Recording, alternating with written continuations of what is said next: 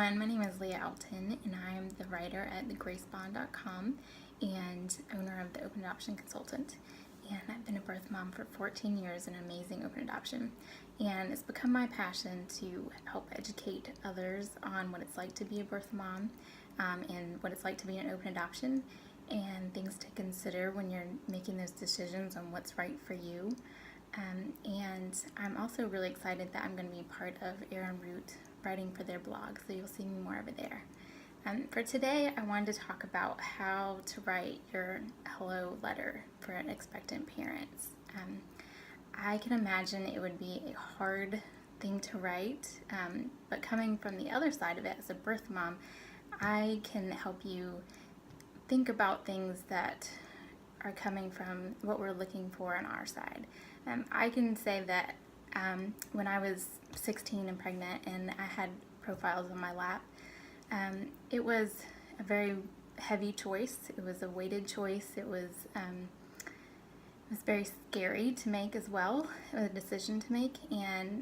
But when I found the right couple, their words gave me peace that I could pick them and trust them, and that they would give the life that I was looking for my baby. And I hope with these suggestions I'm going to give that it might give you the tools and the hope that one day your words will bring peace and hope to an expectant mom and what she's looking for.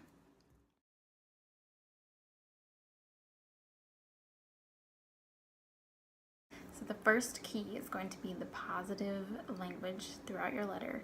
So this is especially going to be using positive adoption language. So you will not use words like gave up for adoption, give up for adoption, keep your baby, any of those kind of negative associations that the adoption community is trying to move away from.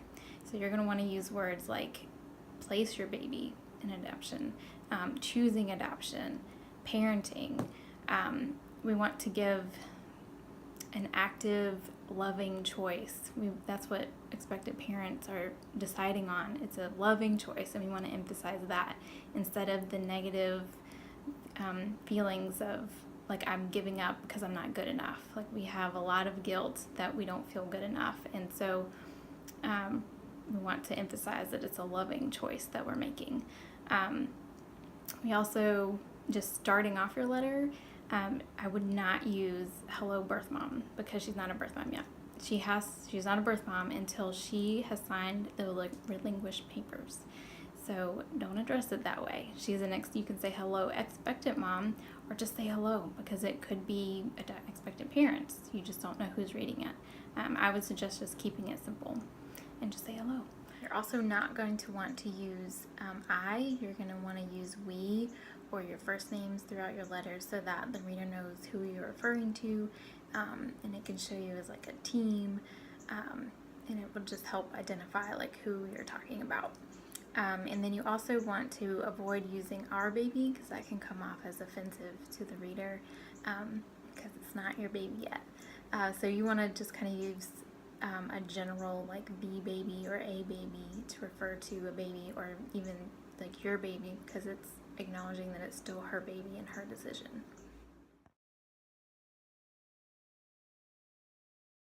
Okay, so the next one is going to be your voice that you are writing your hello letter with. You want to make sure that it reflects who you are as a couple, and will come off as genuine and real, and will help the reader to know more of what your personality is like. So if you are a humorous, goofy couple, then throw some humor in there, or write more lightheartedly. If you are religious, maybe throw in some blessings in there and some keywords that would help identify that. Just don't downplay important parts of who you are to try to please everybody, because you're not going to be everybody's cup of tea, but you will be somebody's, and so that's what matters. You're finding that one person who is drawn to you, and it's going to be those little details that make a big difference that will draw them to you because of that uniqueness. So just be you, be unique, write how you write. It doesn't have to be something that's super polished and professional and sounds super shallow, or like you want it to be rich with your personality.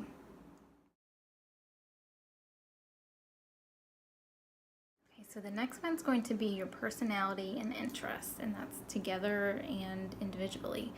Typically, there's a paragraph about each of you separately about what your personal interests are and your hobbies and what you love to do, but also you as a couple. And so it really paints a picture, and it's very important for expectant moms to get that picture of what their child would be growing up in, and the hobbies they might be doing on the weekends with you guys, or how you spend family time,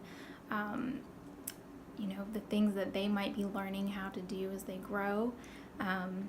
Those are all important details that we want to know. So I would suggest you talk about yourselves individually, about what you love and how you like to spend your time, and then as a couple, if you like to go hiking, or if you play instruments, or if you volunteer together, any of those kind of things are really important details that she's going to want to know. You'll also want to have the other person maybe write about your personality traits of are you more shy and quiet and nurturing, or are you more goofy and have this sense of humor and you wake up singing every day? What do you love about each other and what your personality is? That would be an important part too for her to kind of get a feel of who you are as people and what kind of parents you'll be. Okay, so the next one's going to be careers, which can tell a lot about who you are as a person and your schedule for your family life. So an expectant mom is going to want to know what you do for business. Isn't that the first thing I always ask is what do you do when you meet someone new? So they're going to want to know that about you. So vaguely include what industry you're in, whether it's accounting or banking or photography or being a teacher. Just talk about those details vaguely without saying who you work for or where, so they just get an idea of what you do for a living. And then also I would suggest talk about if you have plans on taking off time when the baby does come, to talk about that, or if one of you plans to stay home, to mention that, because that can be an important detail that she'll want to know. Who will be taking care of her baby during the day. That's important to know.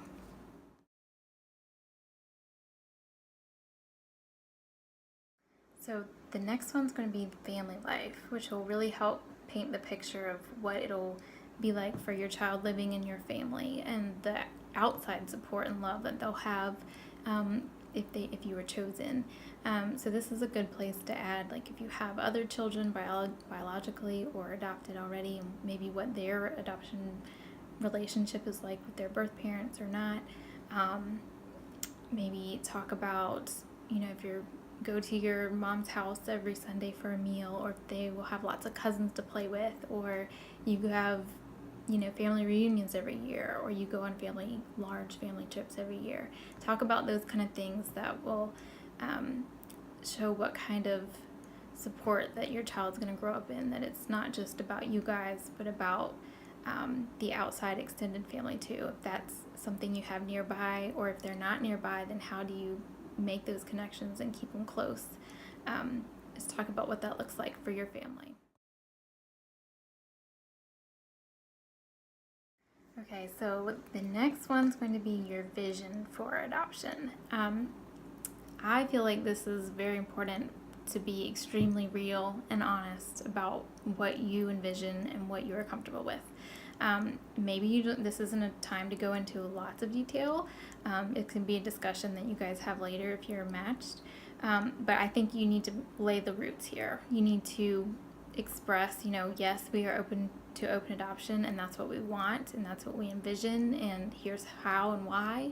But if you're only wanting semi-open, then say that. And if you're wanting closed, say that, because an expectant parent is going to be looking for the right match for them. And I think this is going to be the huge number one issue that can come across, is being on the same page about openness or not. And so it could rule you out immediately, but that should be okay, because the match needs to be right for both of you. So it may be what rules you out, it may be what draws you in, because it needs to be right. It needs to be the right match. So do not say things that you are not comfortable with. Do not say you want openness if you plan on closing it. Just don't. So be true to what your desires are, so that you can match with the right person. Don't say things that just sound good and sound pleasing. That's not gonna get you anywhere in the end. It's gonna cause a lot of heartache for her and your child potentially. So just make sure you're being genuine about what you vision for your adoption.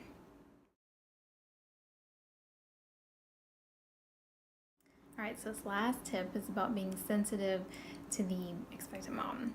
So this kind of ties into the voice and using positive adoption language. So it's you're just thinking about how she might be feeling and using sensitive language and words because of that.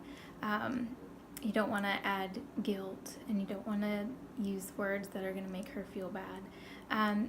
But also maybe use a paragraph to kind of just acknowledge how hard this is for her, this decision, and that, you know, she must be feeling pain, because she is, and that this will be a hard decision for her and a hard moment, but that you're thinking about her and that you're, you know, hoping that she makes the best choice for her and her baby.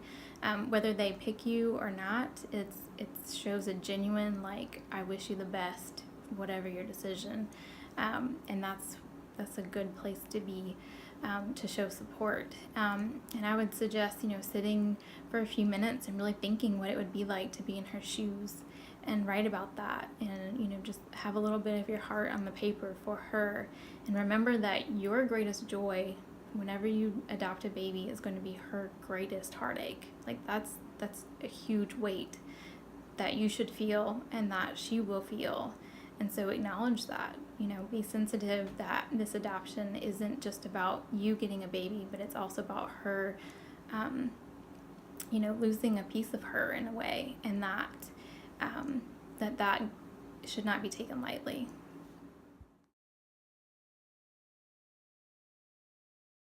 All right, I hope those 7 things were helpful for you to get started on your hello letter. I just wanted to close out with this encouragement that you never know what details will draw you to the right match. And so I just encourage you to be you, be whatever uniquely you is, and you know, trust that, you know, you put your words and heart on paper, and then Arrot Root will make it beautiful, as they always do, and then in the right time and then with the right person, you'll be matched.